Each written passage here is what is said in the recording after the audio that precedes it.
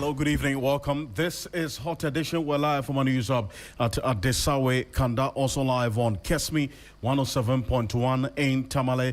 We're live on W 93.5 in Wa and beyond. Also live on Facebook at 3FM 927. Also on YouTube at 3FM 927. Keep your comments coming. Read out to you and to the rest of the world. I am out for the concert this evening. President John Dramani Mahama directs a 2 Ghana City diesel price reduction to cushion consumers. Drivers of commercial transport have been reacting to this news, and also the driver vehicle unions are also indicating that this 2 Ghana Cities reduction is not enough, and they might go ahead with the planned increase in transport fares. Stay with us. We've got some reactions and some responses to this latest development.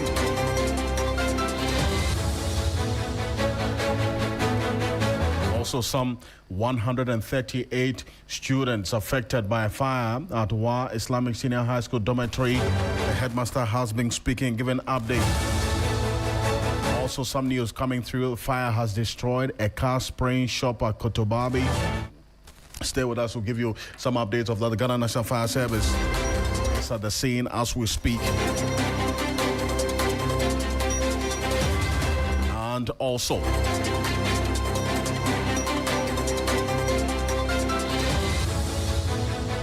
unfortunate news, we're getting 2 persons killed, 4 injured as STC bus burns in Fiari Tukrum crash. Stay with us. We have updates on that here on Hot Edition on 3FM 92.7.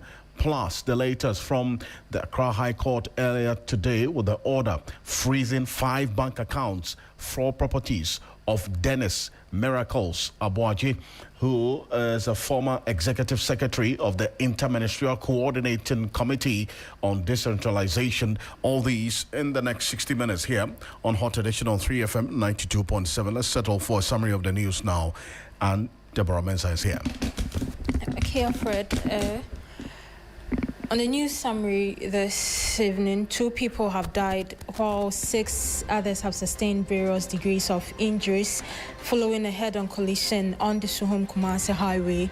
Now, the 6 survivors are currently receiving treatment at Hawa Government Hospital and are reported to be in a stable condition.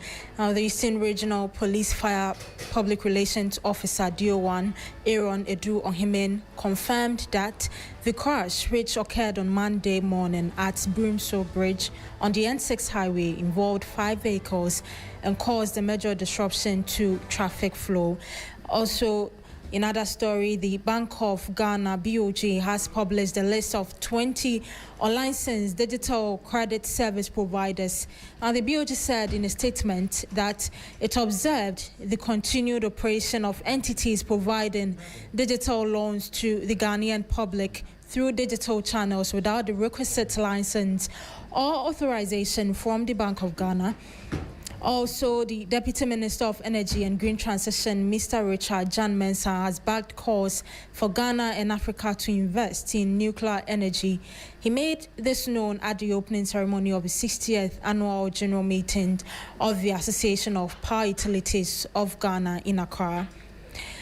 And a fire that broke out at the girls' dormitory of Wa Islamic Senior High School in the Upper West region has displaced some 138 students. The fire, which initially engulfed one of the houses in the girls' dormitory, prompted the deployment of 2 fire tenders from the Ghana National Fire Service. And in the last story, Mr. Alban Sumani Kingsford Bagben, the Speaker of Parliament, has announced private sector-led initiative that will see Visit Ghana on the front of jersey of Sunderland Football Club for the 2026-2027 football season. Now, the Visit Ghana project is a special marketing drive that will have presence on the front of jersey of Sunderland Football Club during the English Premier League. That's all, Alfred.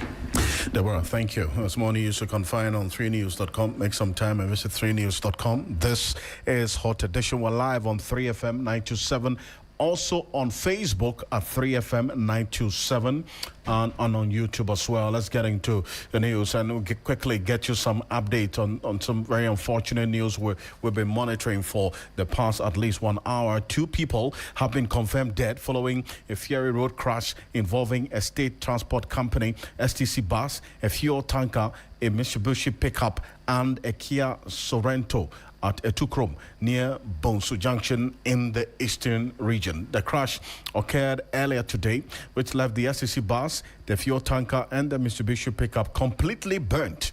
Now, while the Kia Sorento was extensively damaged. Now, let me just go onto our Facebook page right now. And if you're listening to us, you can go on our Facebook page at 3FM 927. We're showing you the videos and pictures of this rather unfortunate incident, the head-on collision involving a state transport company, STC bus, this fuel tanker, Mitsubishi bus, the pickup, and a Kia Sorento. We've got some rather chilling pictures and videos, so that's clearly depicting exactly what happened. If you go on our Facebook page right now at 3FM 927, we're showing you this pictures and videos of this accident that happened. According to emergency officials, 6 injured persons, 4 men and 2 women, were transported to Hawa Memorial Hospital for treatment, but unfortunately 2 people were later confirmed dead.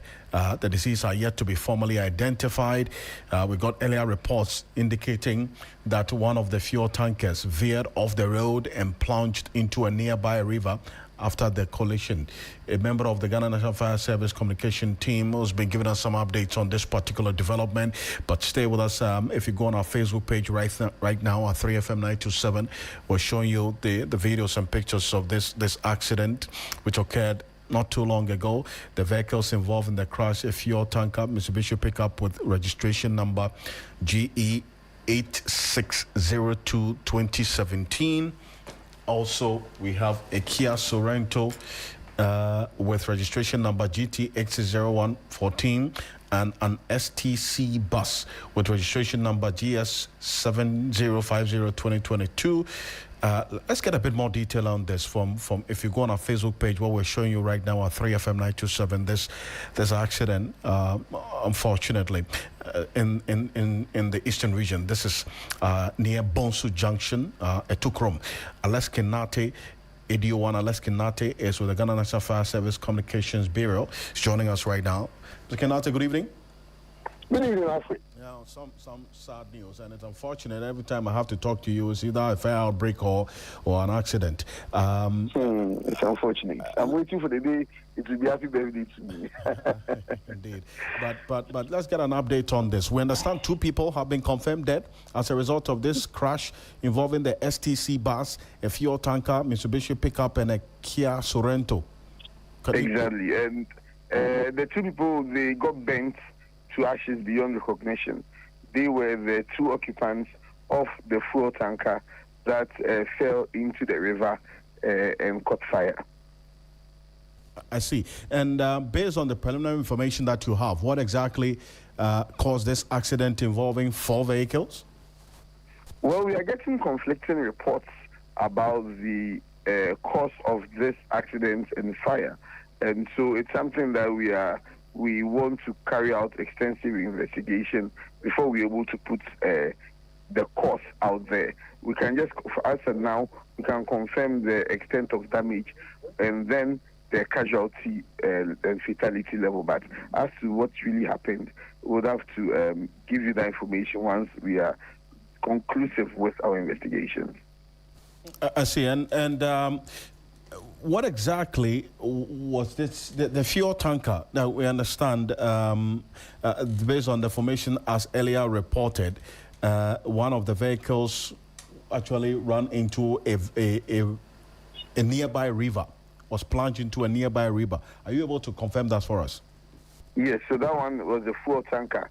It got plunged into the nearby river. It was a fuel tanker with a fuel load. And so based on the crash into the river, there was an ignition, sort of, and then the fuel in the tanker also spilled onto the river, and so it caught fire. the two occupants couldn't come out during the fire, and so they unfortunately got burnt beyond recognition while in the car. So after we fought the fire, we had to now go in and bring out their charred bodies and hand it over to the police. So the two dead are those who were in the fuel tanker? Exactly. I see. Just for the benefit of our listeners right now, if you go on our Facebook page at 3FM927, we're showing you this fuel tanker Alex Kenati just narrated in this nearby river, and the fire that engulfed this fuel tanker as a result of the crash, and then also the explosion. Now, the damaged fuel tanker you can see on our Facebook page right now at 3FM927. I mean, Mr. Nate, and based on the extent of the damage we are seeing right now on our Facebook page and on the YouTube page as well, it clearly does explain why these occupants couldn't survive this kind of crash. But how about the occupants of the other vehicles? I'm talking about the STC bus, the Kia Sorento, and then also the Mitsubishi pickup. So these occupants sustained various degrees of injuries. We are still trying to collect the number of people or the number of casualties involved. But for now, officially, what I have is 6 casualties that were sent to the Howard Memorial Hospital. Out of the 6, 4 were males and 2 were females. The casualty level will be much more. We are still putting our figures together because the STC had people in there. People sustained various degrees of injuries. The Mitsubishi pickup also had occupants, the same with the Kia Sorento. And so we are doing our best to put the figures together. We suspect the casualty level might be about 30. But then, officially, what we have for now is 6 casualties that were sent to the Howard Memorial Hospital. I see. But is this area, this Etukrom junction near Bonsu in the eastern region, is it an accident-prone area from what you do know? Well, it's quite an accident-prone area because that's why we especially have a station at Bonsu who attend to accidents over there. This is the first time we've recorded such huge fatalities on that stretch.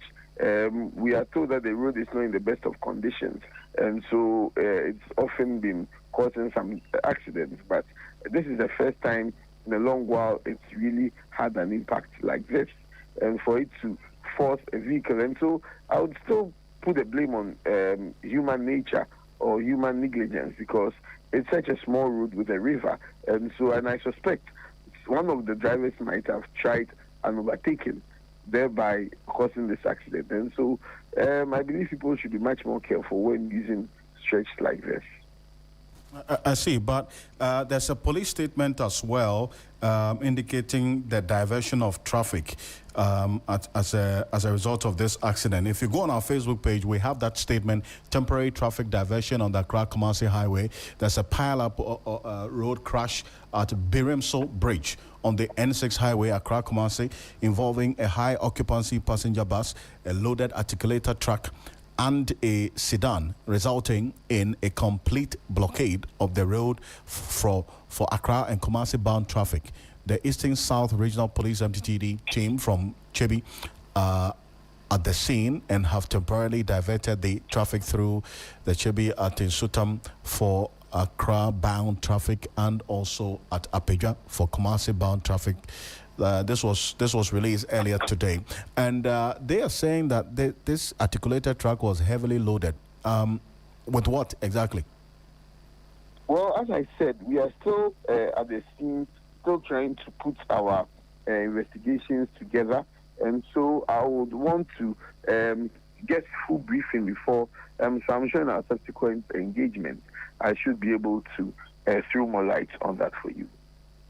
See, and we'll wait for that. But then also we got news of another fire outbreak at Kotobabi involving a car spraying shop.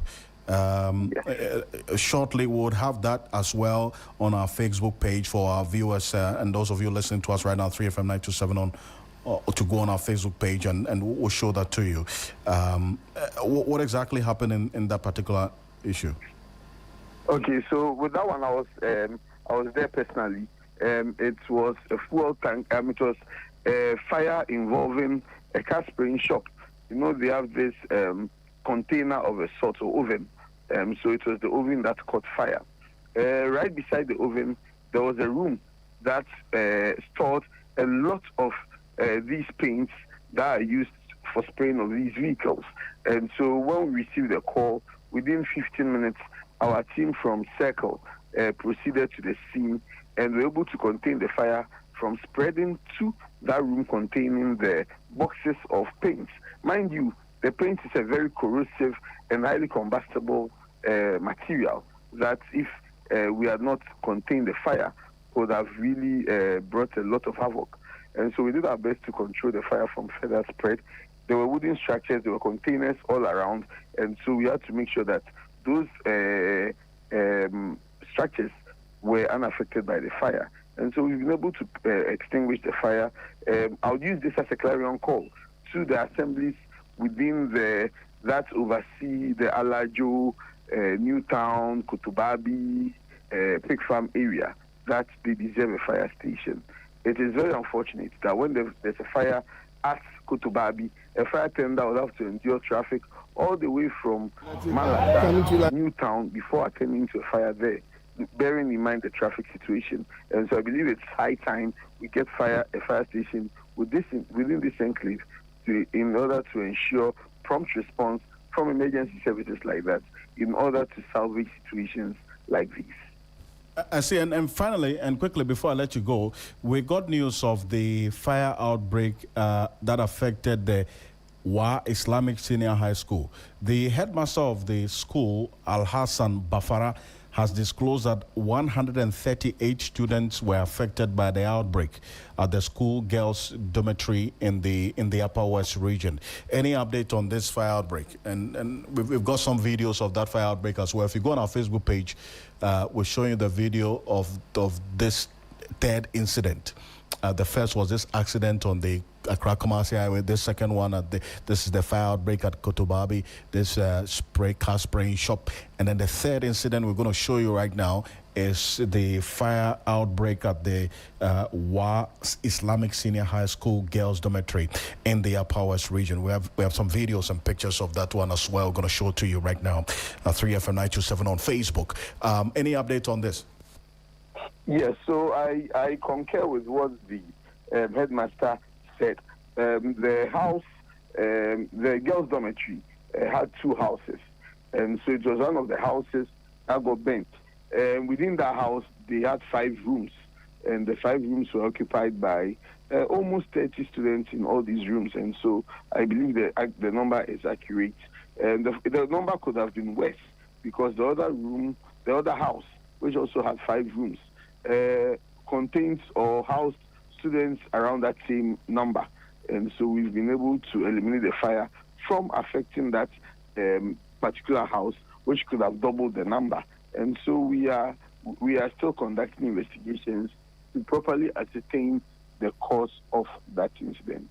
I say we'll keep an eye on that one as well, and we'll update our viewers and listeners on it. Thank you so much for joining us. Appreciate it. You're very much welcome. And that's the AD1 Alex Kinati. He is with the Ghana National Fire Service Communications Bureau. There 3 incidents. We give you updates of unfortunate incident. 2 people confirmed dead following a ferry road crash involving a state transport company, that's STC bus, a fuel tanker, a Mitsubishi pickup, and a Kia Sorento, that's a vehicle at Etukrum near Bonsu junction in the eastern region. That has led to diversion of traffic. The Ghana Police Service put out a statement not too long ago. There's been a second incident also of a fire outbreak at a car spraying shop here at Kotobabi in Accra. Also, there was a fire outbreak at the Islamic Senior High School in Wa in the Upper West region, where 138 students have been affected. as a result of that particular fire outbreak. And so those are the updates we got from the Ghana National Fire Service here on Hot Edition on 3FM 92.7. We're also on Kesmi 107.1 in Tamale. We're live on W 93.5 in Wa and beyond. It's getting to some matters this evening here on Hot Edition on 3FM 92.7. As you may be aware, the Chief Executive Officer of the National Petroleum Authority, Godwin Edoji Tamaklo, has announced a presidential directive to reduce the price of diesel by 2 Ghana cedis per litre following recent fuel price increases nationwide. The increases have deepened concerns about transport costs and their wider impact on the cost of living. The latest adjustment, which took effect at the beginning of August pricing window, that's yesterday, pushed petrol to about 15 cedis, 57 pesos. At some pumps, while diesel rose to nearly 19 Ghana cedis per litre. Now, with the new directive, diesel is expected to sell at an average of about 17 Ghana cedis per litre, while the price of petrol will remain unchanged. That's about some 15 cedis, 59 pesos. The increases have been attributed to rising international crude oil prices and the refined petroleum product prices, as well as the recent depreciation of the cedi against the dollar. Here are some Ghanaians expressing worry about this development. To my colleague, Beatrice Sedu, we've been speaking to some members of the general public regarding this particular issue with the fuel price increases. At some 49 pesos on every litre of fuel. The road fund levy 48 pesos on every litre. The 2 Ghana cedi subsidy is a good initiative, and we appreciate it. But if fuel prices is reduced while other prices of spare parts, engine oil, tires and other things we spend money on remain the same, then what's the real benefit? Fuel is only one part of our expenses. The government should look at other costs too. Any problem. Now, I'm so bad to say one thing you must do, and then be the confusion. Canada said, "Go use to see the Canada any better." And Mumbai, lot of fair, there's so much on the only baby whom am I. The 2 Ghana cedi subsidy is not enough. We appreciate the effort, but the cost of living is too high, and fuel prices are affecting everything we do. We want the government to reduce the fuel prices further, because this amount alone will not bring much relief to drivers. The 2 cedis is too small. It's too small for us because drivers are suffering. They are talking about this thing, the fuel. So better to count down than the 2 cedis. 4 cedis if you like it. Because we are waiting for the government to say something for us before you can say something about the transportation. Charlie, for them like 5 cedis, because we did go through a whole lot in this country already. Secondly, you say before do sales give on our bosses, the car owner, before pay commission. Commission now they higher for the boat up top, for instance. So if the fuel price go up like that, just imagine. Well, some of the drivers of commercial vehicles also sharing the views about this latest from the president directing a 2 Ghana cedis diesel price reduction to cushion consumers. And there's a reason why, because a lot of the vehicles used for public transport use diesel. And so if you hear the transport union sometime last week indicating they're going to wait to see what's going to happen in the pricing window to determine whether they would increase price, that's transport fares or not. So as for petrol, it remains the same, 15 cedis, 57 pesos, but diesel was almost hitting 20 Ghana cedis per litre, and that's why the president had to step in with this directive. But if you analyze the fuel price increases from January till date, from January 2026, petrol was selling at 10 cedis 99 pesos and diesel was selling at 11 cedis 96 pesos. Fast forward to April this year, petrol rose to 13 cedis 30 pesos and diesel went up to 17 cedis 10 pesos. That was when the UN-Israel-Iran war kicked in first. Then it sustained the price increases until sometime in June, when the United States and Iran announced a ceasefire. That ceasefire lasted for just a week. But that 1 week ceasefire announcement led to a reduction in the price of petroleum products from that's petrol from 15 cedis 20 pesos to 12 cedis 79 pesos at the time in July, the first pricing window. And diesel went down from 16 cedis 50 pesos to 15 cedis 35 pesos.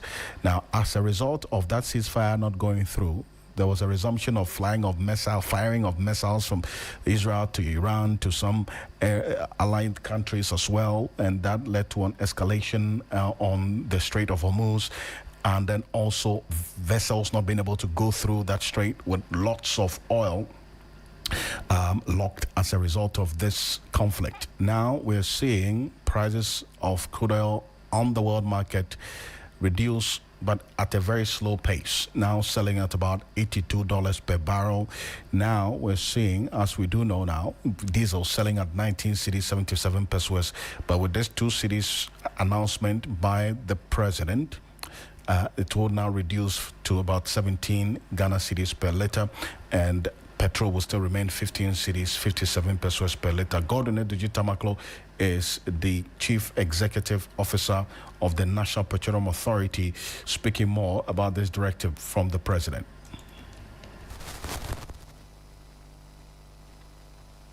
Is diesel, and that is why the decision has been taken in respect of diesel.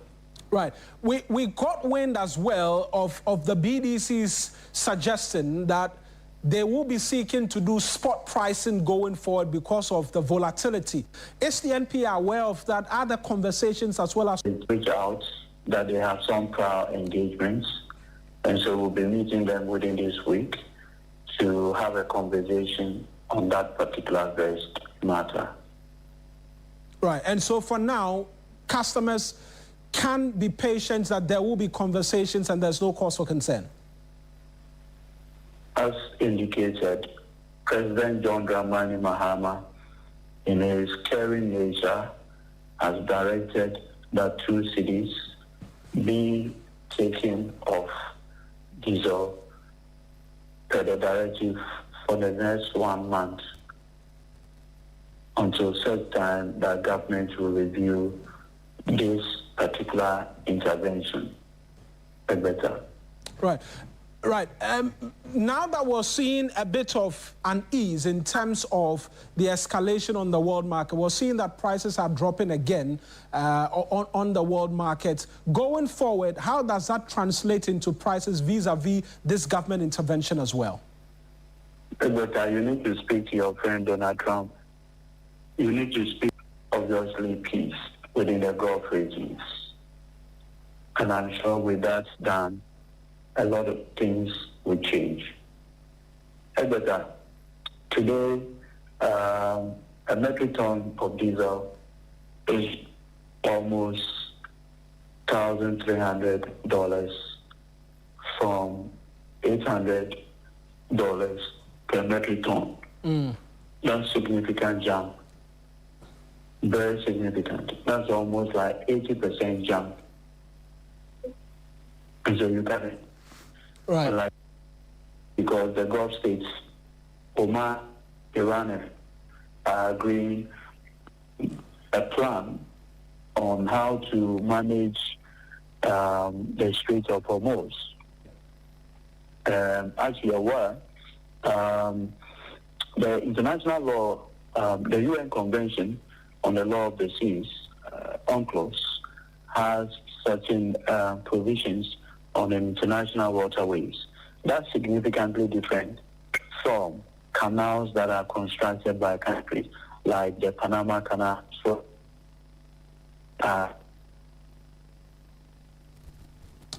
So that was an earlier conversation that my colleague Eric Mawena Egbeta had with the NPA CEO Gordon Edudzi Tamaklo there. You had some of the drivers as well who say, although this reduction of 2 cedis on diesel is a welcome news, they would expect some further interventions in the coming days because 17 cedis per liter for diesel is still on the high. But we do not have control of what's happening on the international market. So what has to be done locally? And that's the conversation that one person who has been following and quite the unexpected in this particular area regarding oil and gas, and then also making proposals on how we can be, as a country, self-sufficient. Is Duncan Amwa, Executive Secretary of the Chamber of Petroleum Consumers, Copec. Zama, good evening. Good evening, and thank you for having me. First of all, I want to find out from you what your reaction will be to this announcement of a 2 cedis reduction in diesel as announced by the president earlier today. That's number one. And then also how that would impact especially the cost that, for instance, the transport owners or unions want to transfer onto the consumers. Well, Alfred, this is quite welcoming. If you're a consumer that clearly would have had to pay 19 cedis and beyond for diesel, to hear that the government is concerned and is worried about allowing prices to go as high, has decided to give you that kind of relief. I think that wherever you are across the country, you would be happy for such a relief. And I am equally very happy that the government could do something as significant as 2 cedis to bring down prices. That said, however, one questions as to whether the government should continue to also intervene in prices in a deregulated environment, as to whether it's not going to have a negative telling on the same environment a few years to come, as to whether Ghanaians should continue to hope that the current government, successive government, would also be able to come to the table anytime fuel prices spike. Those answers you may not be able to find. So I think that we need to balance it. Though it's very welcoming, it's refreshing, it's good news, we need to also balance with finding a longer-term solution to the issues as pertains today. And so I think that going forward, maybe government would need to look at the strategic reserve program, ensure that they put in some investment from consumers and be able to store products so that they don't wait for prices to get high for government to simply come to the table with subsidies. But anytime prices get high, government can simply intervene by saying it has some fuel already, and so it can use the fuel it bought when prices were lower to be able to stay prices at the levels that they had been. That said, I am sure every Ghanaian listening to you this afternoon or evening would be happy because the government didn't sit unconcerned. Now, the strategic reserve that you talk about, and this is one that at least I've heard you talk about for a number of years now. What exactly has to be done? I mean, what does it entail specifically? Okay, so here is how strategic reserve programs run across the world. You have your storage spaces that allows you to put products up for storage at a time that probably prices are favorable and you can afford to buy just a little more to store. You do so. If you wake up a week, a month, 3 months later, and prices have surged beyond what you would have wished as a government or a state to contain, what you then do is to fall back on that stock you got when prices were favorable. So let's say prices declined to about $500 a metric ton or $600 a month ago. If you had some funds, you buy the product you store in anticipation of a bad tomorrow. If the bad tomorrow doesn't come, you only keep refreshing and commercially trading the product so that you can say you have a fallback plan. If tomorrow you wake up and prices are so high, there's something that government can fall on to be able to cushion the people and the market. And so anytime that is done, somebody has got to pay for that reserve stock that you are probably going to be able to save. And so we say that the current taxes levels of taxes, find bits and pieces here and there, save something, and be able to use that to be able to purchase that product that you can buy when prices are lower, and be able to use that quantity or volume of product to stimulate the market when prices spike.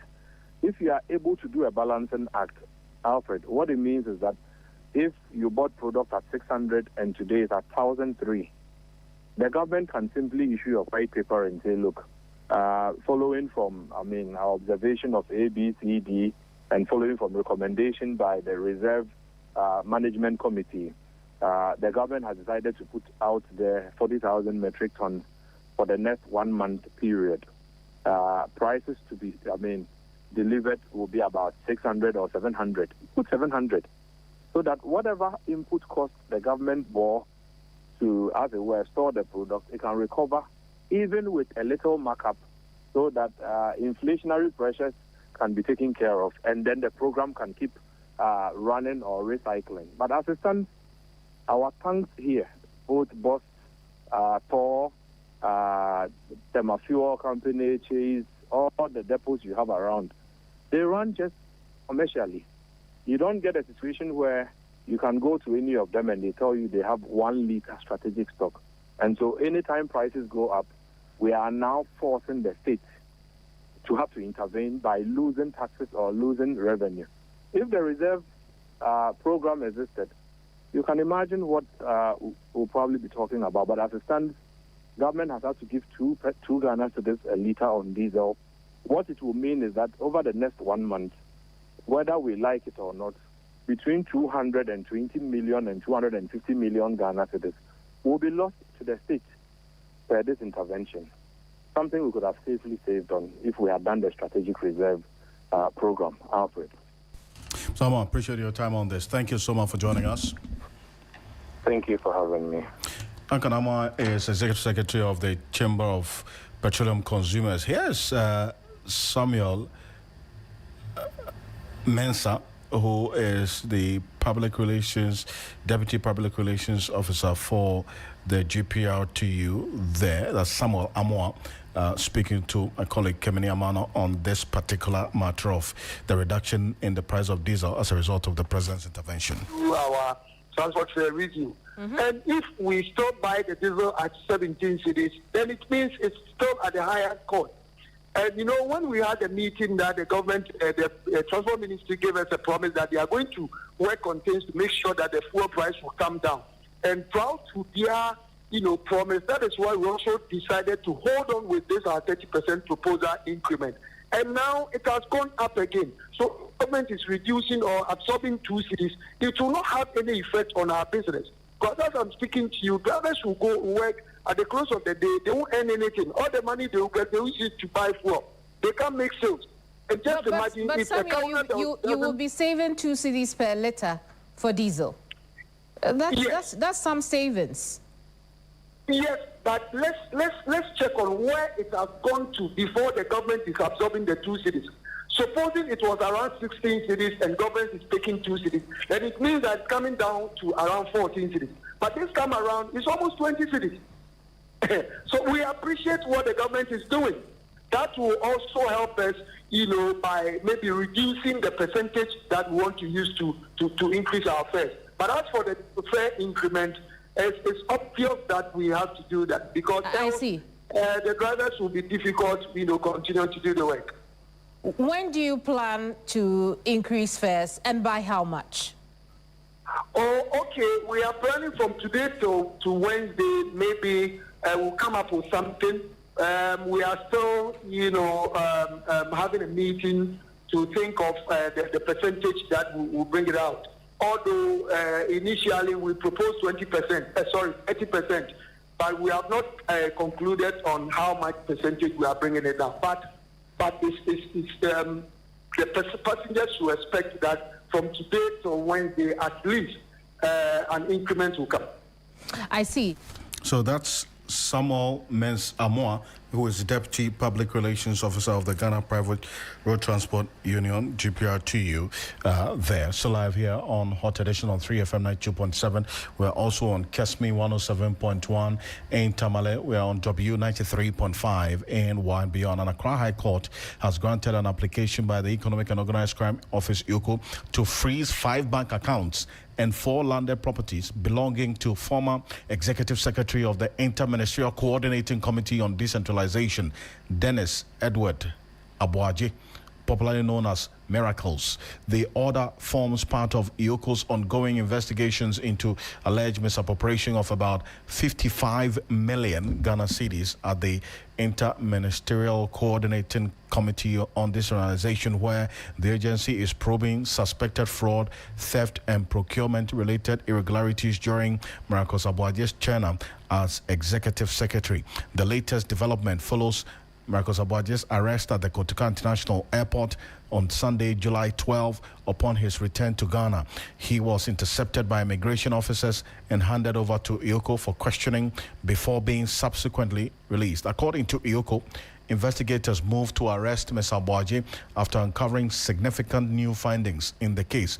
Now, if you go on our Facebook page, we're showing you some graphical expression of exactly what EOCO intends to do, or what the court order today means. EOCO has maintained that the arrest formed part of its broader probe into the alleged financial improprieties at that Interministerial Coordinating Council on Decentralization. The agency also confirmed the arrest of the committee's former accountant, Gerald Appiah, as investigations into the alleged loss of public funds continues. Now, here's what we do know on this particular issue and how matters have been playing out. Regarding Miracles Abuaje, who was arrested by EOCO.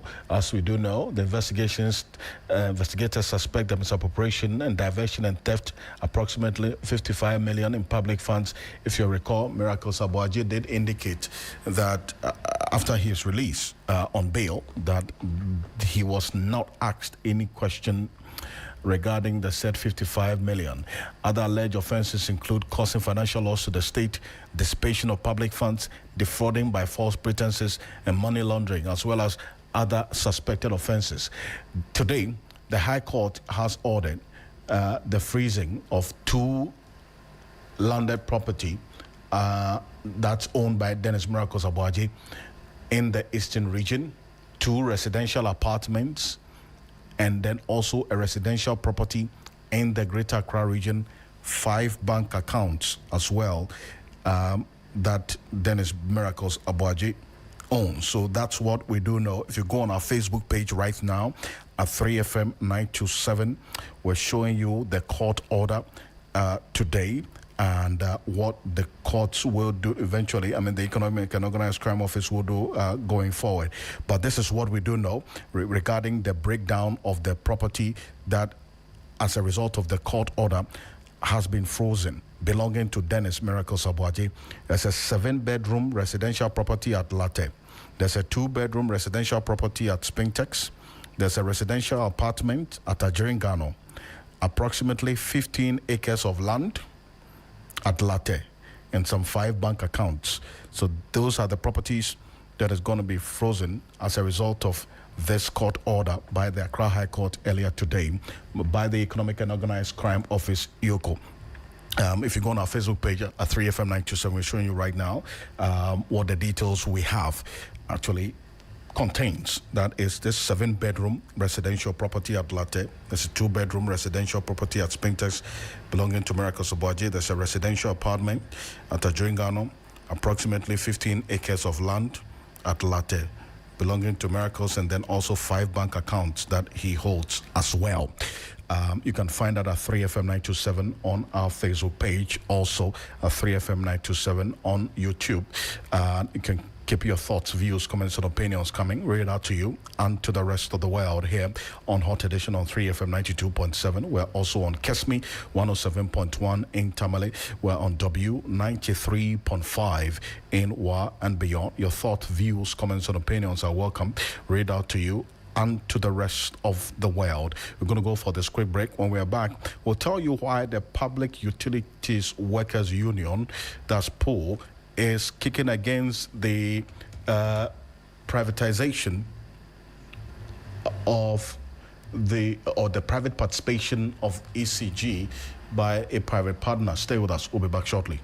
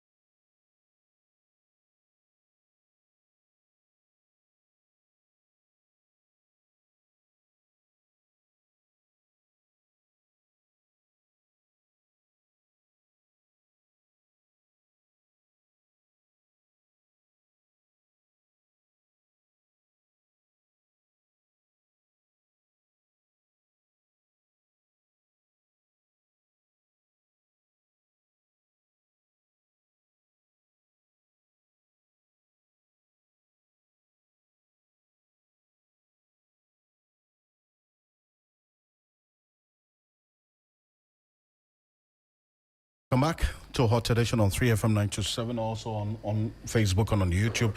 But before we go to matters of the Public Utilities Workers Union, the opposition New Patriotic Party says it will press ahead with this nationwide Democracy Under Attack demonstration on Thursday, August 6th, after completing all required notification processes with the Accra Regional Police Command. The party insists the protest is a response to what it described as the selective administration of justice and growing threats to Ghana's democratic institutions. National organizer Henry Nanabuachi explains why the party believes the demonstration has become unavoidable. So this demonstration is the selective justice we are witnessing, the interference with our judiciary, again, the repressive and onerous bill conditions being slapped on members of the opposition, and the fact that today, as we speak, democracy is under attack, suppression of free speech, criminalization of free speech. We cannot witness the fact that our democracy is dying. And this is not what President Mahama promised. President Mahama cannot so pretend over a nation that over the years we've been tagged as the beacon of democracy. And today we are lacking behind on all fronts, and it's amazing. So we intend to stage this mammoth demonstration to express our dissatisfaction, to press home some demands that democracy is the way to go. So President Mahama and the NDC cannot suppress our democracy. So Thursday, 6th of August, in the morning, 5 a.m., we gather in front of the Supreme Court. We'll present the first petition at the Supreme Court, and then we will move straight the street in front of Yoko then we will just move straight to Jubilee House to present the other petition. There will be a last petition that will be sent to Parliament House, but we will delegate the leadership in Parliament and some leaders of our party to present that petition. But we are going to hold this mammoth demonstration, democracy under attack. It is so amazing how President Mahama, just in 2025, immediately he became president, he sanctioned the Attorney General to go to the court and free all NDC elements who are standing trial for various offenses.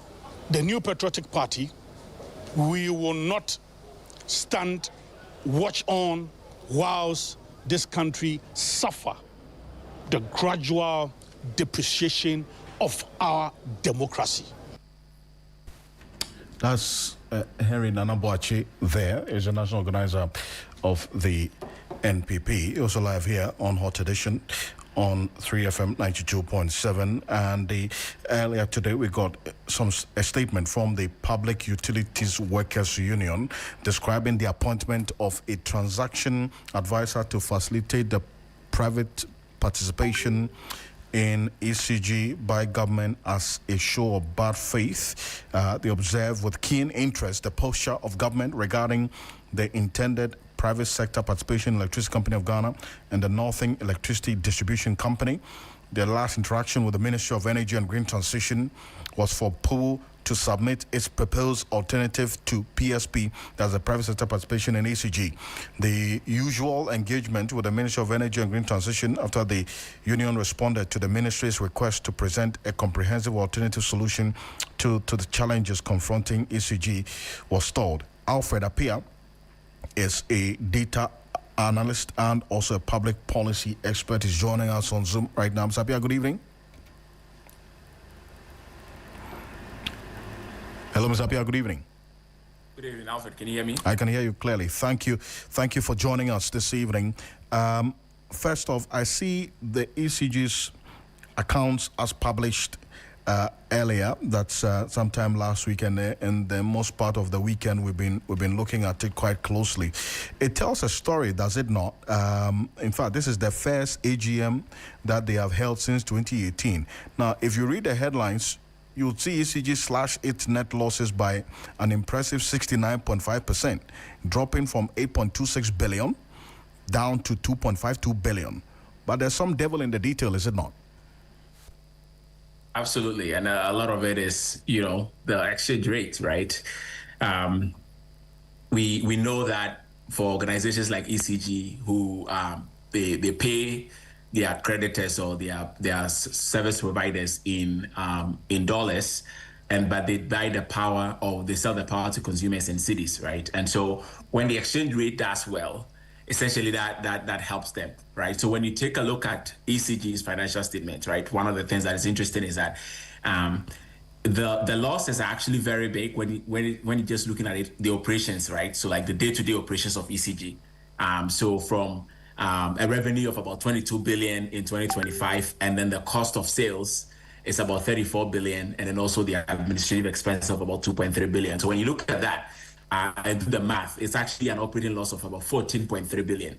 But what helped them is that the exchange rate, right? So ECG has liabilities and payables that are denominated in dollars, and because of the performance of the CD, that helped them. And so when that was converted, that generated an exchange gain of about 12.15 billion. So then the collective profit after tax then comes down to 2.5 billion, right? So again, some of this you might interpret as like, especially on the exchange stuff, you might interpret as like a paper gain kind of thing, right? Because it's really not something that's really translated into cash. It's just the debt that you have. If we translate it, right, that debt is now less in city terms just because of the exchange, right? And so that's the reason. That's a significant part of the reason. But the operations itself, still generated significant losses. And when you dig deeper, you see that some of the things, they haven't really been significant changes, like the distribution losses, for example, which is the power that is before they start billing, right? So power that is lost when it is being distributed, and then also the people that are stealing power, the unmetered connections, that basically was 27% in 2024, and then it's about 26.88, I think, percent. So it's like still 27%, hasn't really moved that much. I see. And hold on a bit for me. Timothy Nyame is General Secretary of the Public Utilities Workers Union. Mr. Nyame, why do you describe as bad faith the engagement of a transaction advisor for the private sector participation in ECG? Okay. Thank you very much, and warm greeting to your listeners and viewers.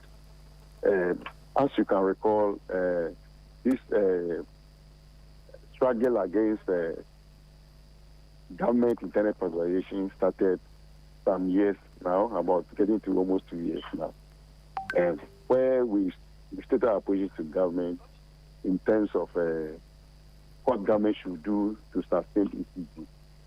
And our last engagement with government was for us to prepare our position paper for them to study and possible engagement. So we send this position paper expecting government to let us have the engagement, only for her to see or hear that the position advisor has been appointed and the roadmap to which they are starting to bring the PSP has been specified. We take this as a betrayal of trust, and then that's why we are sending this message. I see. Daniel. But if you just say this is a betrayal of trust, what alternative could have been, presented than the private sector participation? Do you have a turnaround plan for ECG? Because I'm still seeing losses. I mean, and the only reason why the ECG books looks good, just as Alfred Appiah, who's on the phone on Zoom, has just indicated, is because the currency, the cedi, strengthened against the dollar. It's not as if you've done anything like really magical to improve on your revenue. So what are we? Why should we still stick with you? Brother, I beg to disagree with you. I beg to disagree with you heavily. Even you can recall before the exchange rate started picking up, the performance of ECG has started already. You can recall very well. So no, we are not banking our hope on the exchange rate at all. The government themselves is their way. Can you recall when the honorable majority leader made counted the travel achievement of ECG on the floor of Parliament? Did they say it was as a result of the currency fluctuation, currency stability of currency? No. Look, the performance, as you speak now, in your studio, you know that you rely on electricity from electricity supply and not so necessarily rely on your generators. You can compare that time to now. Are you saying that there's no performance?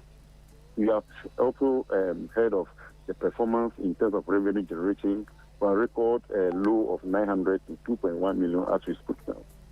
And there are other performance. Look, just last week we went for I see. Yes. Right. So, Alfred, does this convince you? Maybe in a minute. And then Ulrich is standing by. That's quickly.